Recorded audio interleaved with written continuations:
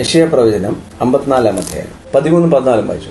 നിന്റെ മക്കളെല്ലാവരും ദൈവത്താൽ ഉപദേശിക്കപ്പെട്ടവരും നിന്റെ മക്കളുടെ സമാധാനം വലുതുമായിരിക്കും എന്ന് പറയുമ്പോൾ നമ്മുടെ സ്വന്തം മക്കൾ മാത്രമല്ല, നിങ്ങൾ സുവിശേഷം പറഞ്ഞ് വീണ്ടും ജനനത്തേക്ക് നടത്തിയ ആത്മീയ മക്കളും അവര് ദൈവത്താൽ ഉപദേശിക്കപ്പെടും. എന്നിട്ട് പറയാണ്, നീതിയാൽ നീ സ്ഥിരമായി നിൽക്കും. എന്ന് വെച്ചാൽ ദൈവസന്നിധിയിൽ നിൽക്കാനുള്ള പ്രാഗൽഭ്യം ഇനി ഒട്ടും മാറാൻ പോകുന്നില്ല.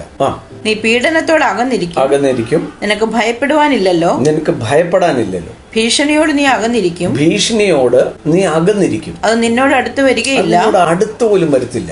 ഒരുത്തൻ നിന്നോട് കലശൽ കൂടുന്നുവെങ്കിൽ, ഒരുത്തൻ നിന്നോട് കലശൽ കൂടിയാൽ അത് എന്റെ ഹിതപ്രകാരമല്ല. കാര്യം അത് ദൈവത്തിന്റെ നീതി നിൽക്കുന്ന ആളാ, അല്ലെങ്കിൽ ദൈവത്തിന്റെ നീതിയ.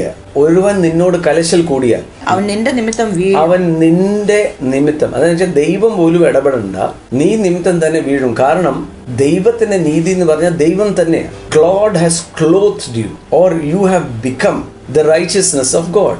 അതാണ് 2 കൊരിന്ത്യർ 5:21 പറയുന്നത്.